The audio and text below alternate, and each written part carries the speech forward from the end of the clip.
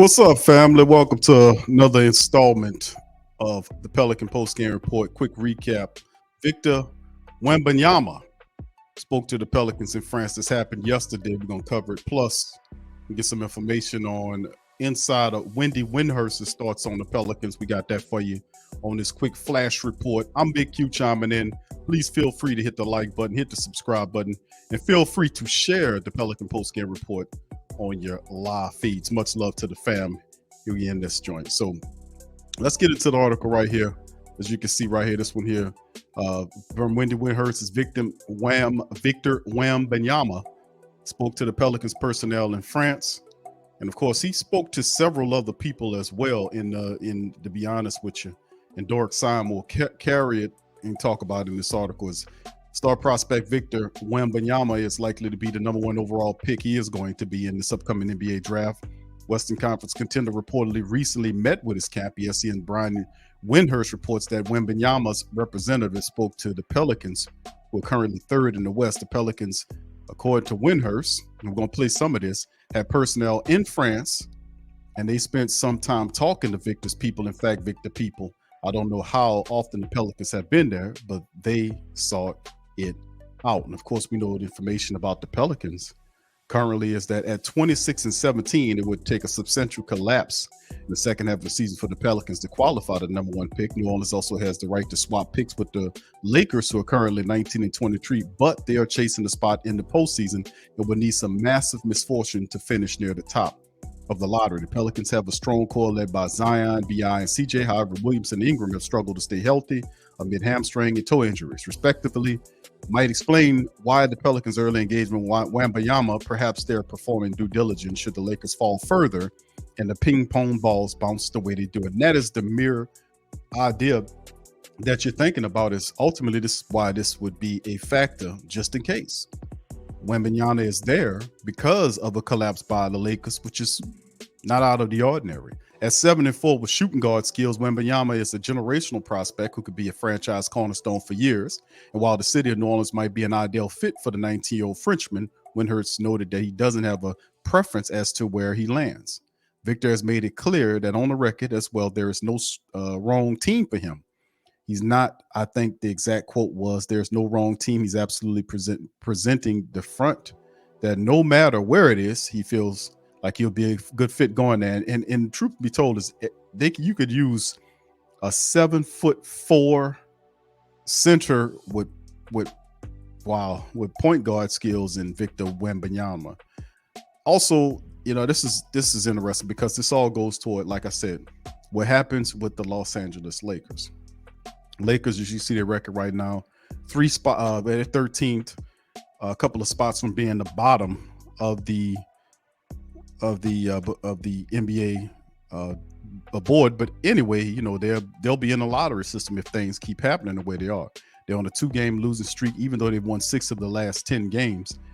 They are on a 2-game slide right now, and the Lakers suffering with massive injuries. Of course, they anticipate Anthony Davis to come back. Problems with the Lakers, and that's what would be the door. If one were to open, would be through the Lakers. So if the Lakers keep bottoming out, this could become a reality. Some people feel.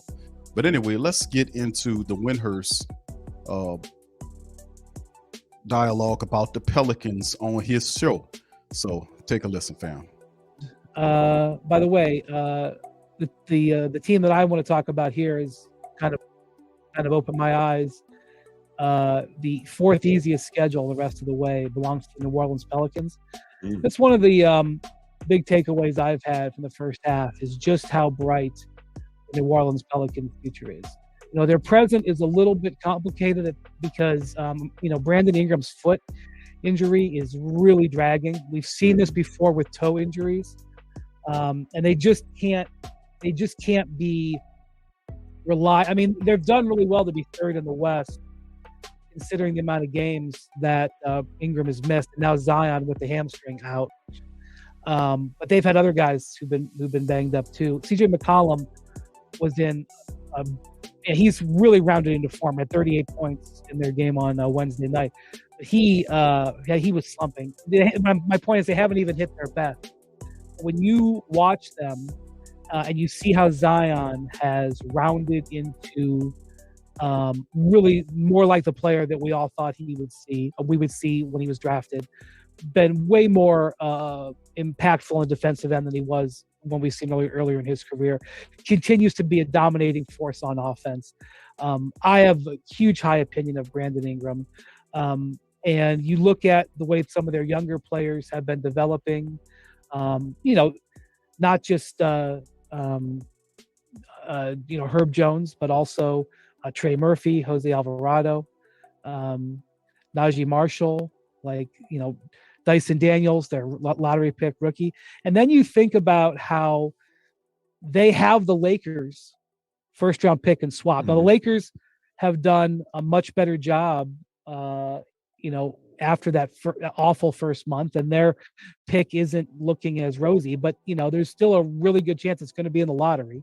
And so that means they're facing potentially back-to-back years of being a playoff team themselves while being able to draft in the lottery, the fruits of the Anthony Davis trade.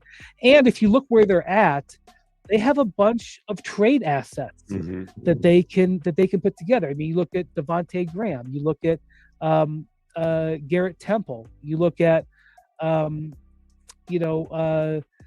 Jackson Hayes. They can assemble salary together and use potentially some of their draft assets to upgrade this roster if they want, whether it's by February or if it's in the summer. And the contracts that they have signed, the contract that they gave Devontae Graham is not looking so good, okay? And it's been mitigated by the fact that Jose Alvarado has been a complete steal, and then the contract they signed him to after they found him as a diamond in the rough has also benefited them. And but the contracts that they have are all reasonable contracts. You might take issue with the CJ McCollum extension and say, boy, I don't know how that's going to look in two and a half or so years, but that contract actually descends in value. So they've done a pretty good job of putting themselves in position not only to be a contender this year, but to really be able to upgrade their roster, whether it's through the draft or through trade. And their young guys have continued seriously to get better. I don't know what Pelton and Bobby Marks. Do you do the future power rankings too? Bontemps, are you involved in the future power rankings? Okay. How do you guys have a formula that you weight when you judge those rankings? Yes. You mean, I mean, there's a formula for each category in terms of how much it's weighted. Yes. I don't remember exactly what the weightings are across the board. I got to feel like New Orleans, if we did one right now, New Orleans would rank pretty high. Where they're at. Maybe number one. I mean, obviously everything depends on Zion's ability to maintain conditioning, stay healthy long term. But dude, you just listed a long list of guys who are developing good complementary fits, and their stars are 25 and 22. Their two best players are 25 and 22, and Zion has a chance to be a perennial, at least MVP in the conversation. He's got a chance to be a top 10 player for a long time. Well, I don't know, for a long time, for a window here. Yeah, I mean, it's all qualified years, with his health. We whatever you want to say, Zion, just assume that it's all qualified with his health. New Orleans was 11th in October in our last round of the power rankings. That's what I'm saying. Behind Phoenix, behind Denver, behind Toronto, behind Miami, behind Philly. Might be okay. This is what maybe I would have thought that was a little no. You got Einstein and Sir Isaac Newton, and then now remember what you were told by your wife. Bozo the Clown in the group. He remembered. Whoa. What? I would have thought that was maybe a tad low, but I wouldn't have taken major issue with it. What about now, Bontemps? What do you think about where they're at now? I mean, I'm not telling you to do the formula. They're probably going to move up. I would say they'd move up a decent amount. I mean, they were 10th in players and tied for 15th in management. Those are all right. Let's stop right there. Now, number one is we've been said this when people were sitting up here, these smarts, what are all of the effed up ranking systems. We were saying this on the Pelican post-game report for some time that the Pelicans are better than what they're anticipating. We will also factor in the love doctrine. We're talking about Coach Willie Green and his implementation of the system over the players as the players are buying into the system. They're seeing in the team galvanize and have success and believe what Willie's doing. So he's growing as well as the team is growing together. the development. Credit to Coach Willie and the staff of players, the undrafted guys, Diamond and Rough guys, Najee Marshall, Grand Theft Alvarado, players like that in the system that really bore fruit for the Pelicans. Not to mention, they kind of gloss over and cover up some of the things that we've seen from Devontae Graham, who's improved defensively a little bit, but his offensive game is still not where it's supposed to be. But you have seen the first round draft pick guys make solid contributions. Our first round draft picks, Trey Murphy, Dyson Daniels, even Kyra Lewis Jr. Eventually, he's coming back. He gave us a little bit, and eventually Graham will have to kind of be cleared out to give KLJ an opportunity to get more minutes.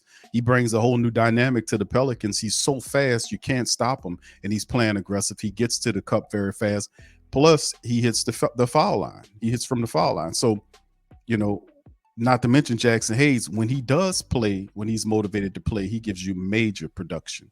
So at the end of the day, the Pelicans have done a phenomenal job in showing the league that they're a solid team. And while doing this, winning the majority of the time without their best players, whether that's BI when they were missing out on him, and now that they're missing out on Zion, the team is still winning these ball games. Because it's not totally Zion and BI. They have bona fide stars on this team, top 10, top 15 players like CJ McCollum, who people keep disrespecting, and Valanciunas, who's showing what he can do when he gets in there and he's motivated to play, when he steps up.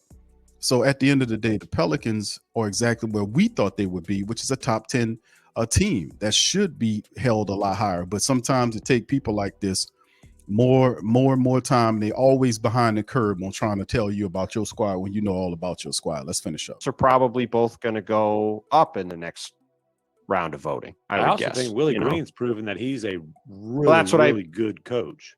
That's part of the management, no grade, doubt. right? Like he's done a really good job. Like that's going to go up higher. Their player grade probably goes up higher, so they move up a few spots. And some of the teams above them, teams like Toronto, Phoenix, Miami that have disappointed, they're going to slide back the other way a little bit. So, I'll say this to you. I was in France this last week to spend some time with Victor Wembanyama. Jonathan Gavoni and I spent several days talking to all kinds of people around Victor Wembanyama, Victor himself several times. We'll be having stories and stuff come out later about that, and I'll talk more about it when we get close. The Pelicans had personnel in France, and they spent some time talking to Victor's people. In fact, Victor's people, I don't know how often the Pelicans have been there, but they, sought it out. And Victor has made it very clear on the record as well that there is no wrong team for him. He is even said, I think his exact quote was, "There is no wrong team." He is absolutely presenting the front that that no matter where it is, he feels like he's going to be a good fit there. But of course, he has got to be looking at teams and thinking it would be interesting to go somewhere and not the other. And look, right now, in November where the Lakers were, and now the chances aren't very high. But if you want to allow yourself to dream, you can understand why Victor might be keeping an eye on the Pelicans, because him on that squad, that would be a cruel twist for the Lakers. But there's a reason the Pelicans are spending some time there, because it's on the board. It's not likely, but it's on the board. And no matter what, they're going to get almost certainly another good pick. Even if the Lakers squeak in, they're going to still be. Well, and the Lakers are also 1 or 2 losses for being in the top 5 or 6 in the lottery. It's not like, they're 19 and 22 right now. They could move up the standings. They also could have an injury to LeBron and go the other way really fast. So, it's certainly not off the board. No, not for that sure. They're in the mix for that.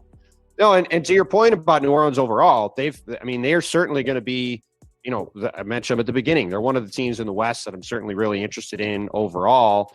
And, I'm really curious to see what Zion Williamson looks like in the playoffs. Like, teams are going to be attacking him pretty relentlessly on defense. And, I don't think his defense has improved that much. I think it's gotten better, but let's see how it holds up in those situations. Well, his one-on-one defense may still be a problem, but that's a pretty significant problem in the playoffs. Plus, they have Brandon Ingram and CJ McCollum out there with them, who aren't exactly great defenders either. So, okay, once again, these idiots, well, just one in particular, continue to doubt the Pelicans despite seeing what they're saying. The Pelicans team will win without their stars, like they've been winning without their stars. They'll win with their stars once they come back. Zion Williamson looked magnificent. We've seen B.I. and Zion play together in a small stretch. But I have total confidence in Willie Green, who hasn't failed us and will not fail us, who will get these guys in position to play. Zion's defense will improve, so will B.I.'s. The team don't play defense individually. They play defense as a team. And I expect Willie Green to step up and have this defense playing as a team. So even though you got guys that nitpick the Pelicans and say, well, Zion Williamson's defense has to improve, so does B.I., while discounting the fact that the Pelicans team overall is one of the toughest defenses in the NBA. So at the end of the day, you're still going to hear these clowns that were putting the Pelicans rankings way up in the sky. Then then they show that they can play with the big boys, they still define and nitpick the team to try to discredit or just pull down the fact that aspirations of the Pelican faithful. Once B.I. and Zion become healthy, they will be acclimated into the team and they will respond in kind with great offense and solid defense, as we will do as a team. Let's finish up. That I am very curious to see how they hold up, but they have a ton of talent. Everything you said is right. They got a ton of talent. They have the ability to improve. They got a lot of young guys. They're fun to watch play. They're a really intriguing team. I'm really curious to see what they look like in the playoffs, because they're going to be right in the mix. No question.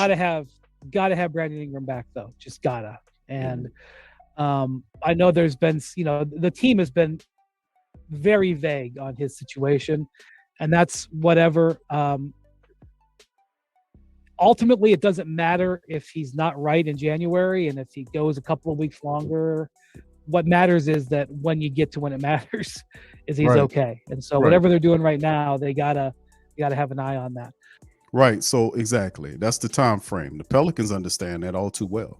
That's what we're talking about on the Pelican post-game report, that if the situation ever arises or occurs that the Pelicans want to hold out Brandon Ingram, or at some point over the next 7 days, let's say over the next 7 to 10 days, expect to see B.I. in some capacity. Now, he himself said that he was going to make an appearance or he will play sometimes during the 5-game road trip. Well, Monday is the final game of the five-game road trip that the Pelicans are currently on. And credit to their side of things, they're actually 2-2 on this road trip with an opportunity to go 3-2 and close out, which the Pelicans have struggled on the road this year. And it appears, that they are improving on the road, which is the other side of this thing. When the Pelicans learn how to play confidently on the defensive side and not turning the ball over, hitting the foul shots on the road, that will add to them as an overall team, because they play exceptionally well at home. And also remember, like I've said, the Pelicans are winning a lot of these games without Brandon Ingram, without Zion Williamson, CJ McCollum, Big Valanciunas, and the rest of the guys, Najee Marshall stepping in, Trey Murphy stepping in, Dyson Daniels, Jose Alvarado, and the rest. These guys are adding solid minutes and solid production to help the Pelicans stay on the winning side of things until their stars come back to assist them. So that's all that matters. So that's why I was saying you might not see Zion until right before All-Star break, or perhaps you won't see both of them together, the team, until after All-Star break, when they know that both of them are good to go. And that's when the time counts and when it matters, when you hit after the All-Star break, February, March, and then into April, getting ready and tuning up and getting ready for the playoffs. So that's what we're talking about. All right, Bontemps, do you have anything else on your list? I got one more thing. Quick trivia question first. Oh, yeah. All right, that's it, man. That's all they're going to talk about today, this corny trivia question stuff. But anyway, Victor Wembanyama.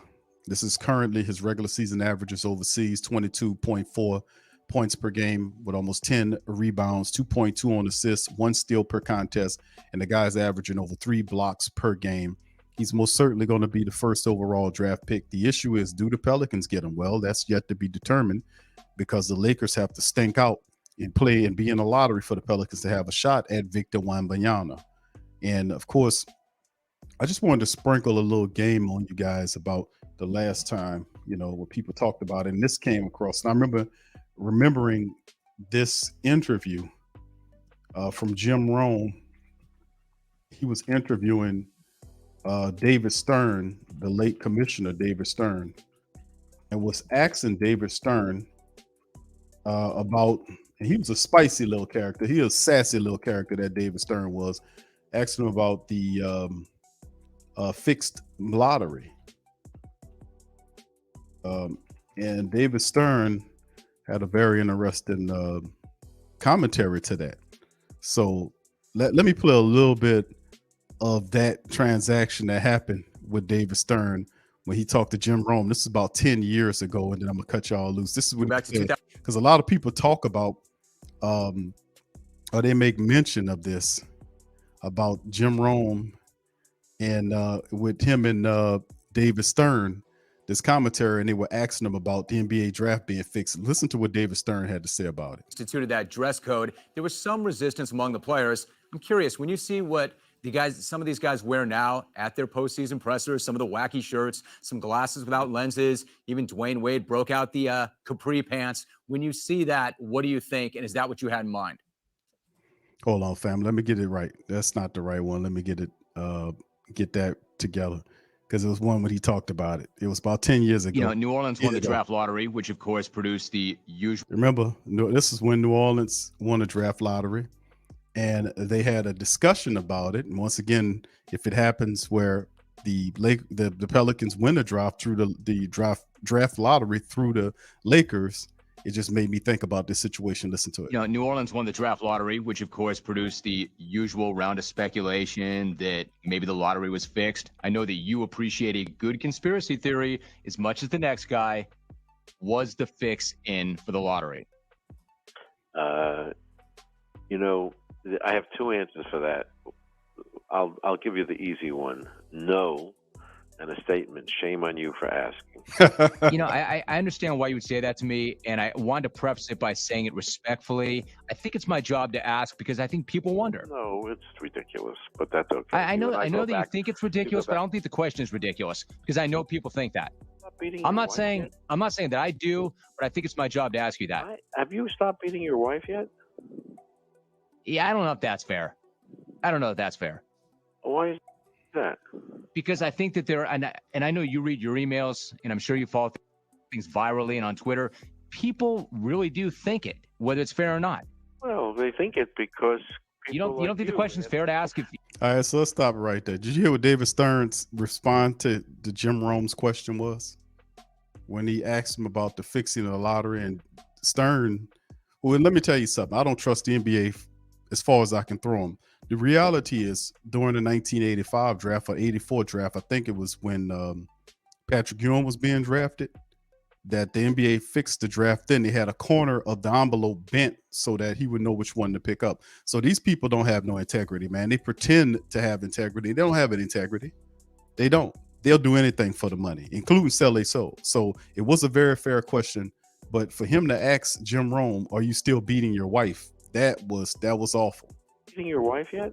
Saying that I do, but I think it's my job to ask one more you time, that. David. Have you stopped beating your wife yet? Look at that. Wow. Yeah, I don't know if that's fair. Why is that? Because I think that and I know you read your emails, and I'm sure you follow things virally and on Twitter. People really do think it, whether it's fair or not. Well, they think it because people you don't think the question's fair to ask if your fans think it? Silly questions. I expect it to be written about, and I commented last night at my presser that there was one guy who I won't dignify by naming says, "I have no reason to know anything, and I don't know anything, but I tell you, I believe it's fixed." Okay, that's good. Why is that? Well, because this team won it, and if that team won it, it would have been fixed also. And if that team won it, it would have been fixed also. And And if every team was invited to have a representative there, and if there were 4 members of the media there, and if Ernst & Young certified it, you still think yes. So I guess I think two things. Let me. Which response to this? I think 2 things. Number one, I don't think so. I don't think so, and I'm not covering myself. I don't think so. But I think by asking the question, it would not suggest that I think so. But the one thing I would say, the league does own the team, does it not? Yes. Does that not make the question fair? I don't think so. Number one, we sold it. We're going to close this week. We already have established our price.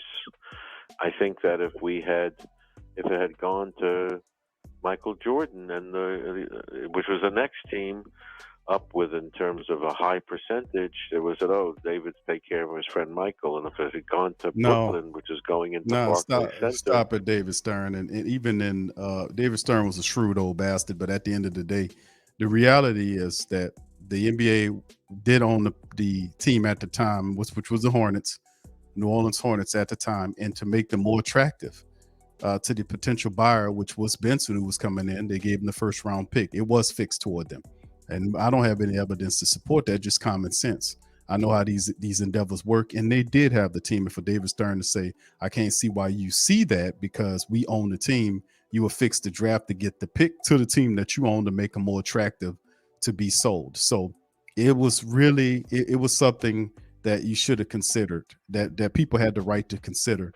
That's a part of some of the history. Now I cover that and then bring it back, because that was some of the history of the New Orleans organization leading up to the trade or the signing of the team over to Tom Benson, or the sale to the team of Tom Benson and the Benson Group. So, a little history from the past with that one. But anyway, this article, man, on this particular flash report, man, we covering Victor Wembanyama's speaking to the Pelicans. We played some of Wendy Windhorst's interview, and then we're going to leave it at that, and we're going to ask for your thoughts. So you guys chime in and let me know how you feel about this thing. Do you think that the Lakers will stank up enough for the Pelicans to have an opportunity to acquire the likes of Victor Wembanyama, to add to Zion and the rest of the greatness that we have in the building? There'd be so much going on. So you just put your comments in the comment section below. Feel free to share the stream. Also subscribe, like, and share. Share Pelican Post Game Report across your social media feed. With that being said, I'm gonna get out on that. Thank y'all for tuning in. I'm gonna holler at y'all later. Peace.